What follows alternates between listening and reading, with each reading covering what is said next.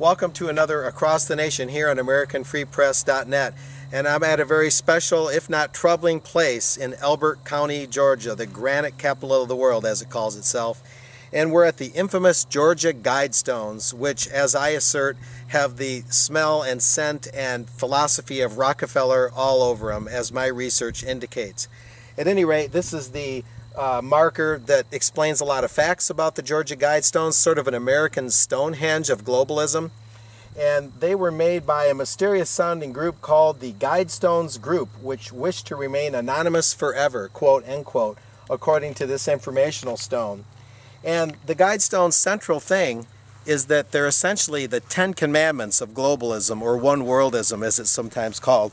And my assistant Angie is going to help me come this way, and we're actually seeing the stones right now, and she'll show that despite the sun glare. It's a very sunny day here in latter 2010, and these stones are about 20 feet high and consists of 240,000 pounds of granite.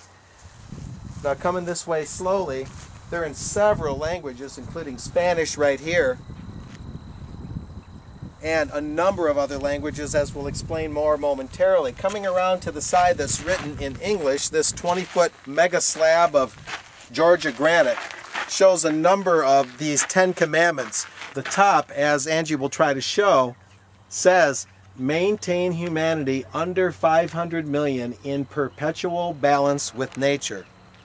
And it has a bunch of other impressive and broad-sounding platitudes that are typical of the globalist movement.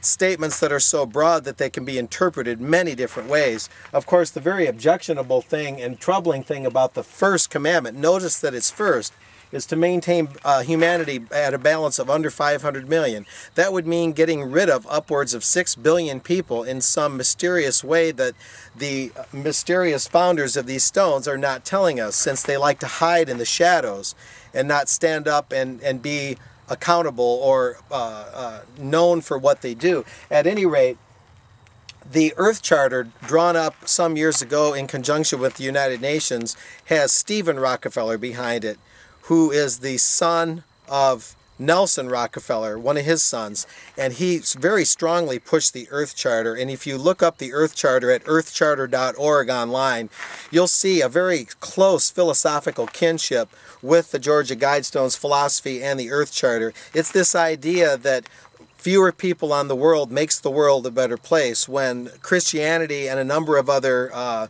outlooks completely contradict that view.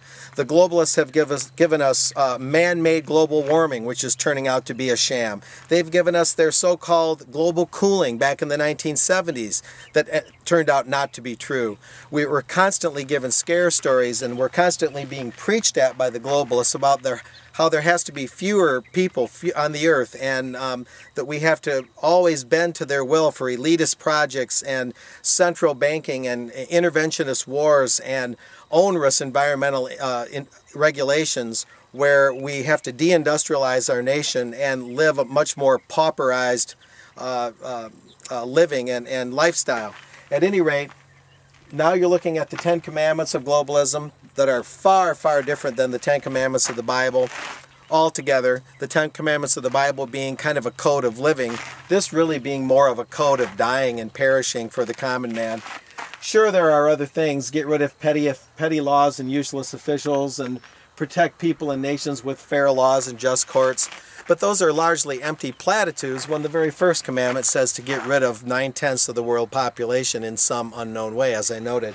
Now lastly, we're coming over this way to one other marker here in this remote part of Elbert County, Georgia. And this gives the languages that the stones are written in: Russian, English, Spanish, Swahili, Hindi, Hebrew, Arabic, and Chinese. And it gives a bunch of other facts. It even tells you which way you're standing here.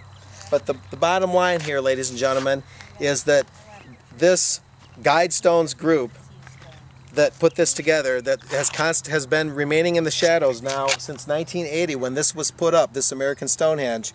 Now we're in the 30th year of this, and this Guidestones group still refuses to reveal itself who underwrote this precisely. The Elbert Granite Finishing Company did the actual physical work, but the people have a right to know who put together this 10 Commandments to genocide, you might call it. and certainly the philosophical kinship with the Earth Charter as Stephen Rockefeller promoted some years ago as a United Nations related initiative where all people are supposed to live in harmony, and under the tutelage and under the direction that globalists give us in their one world system. Certainly we can see that philosophical kinship, and American Free Press will continue to explore this issue to try and get to the bottom of who precisely the Guidestones group is. At any rate, we recognize the relationship to the Earth Charter, and we certainly sound the alarm here about such a dystopian and downward look at the common man by the one-worlders in our 21st century. So we'll see you next time. Here on AmericanFreePress.net, I'm Mark Anderson with this Across the Nation commentary.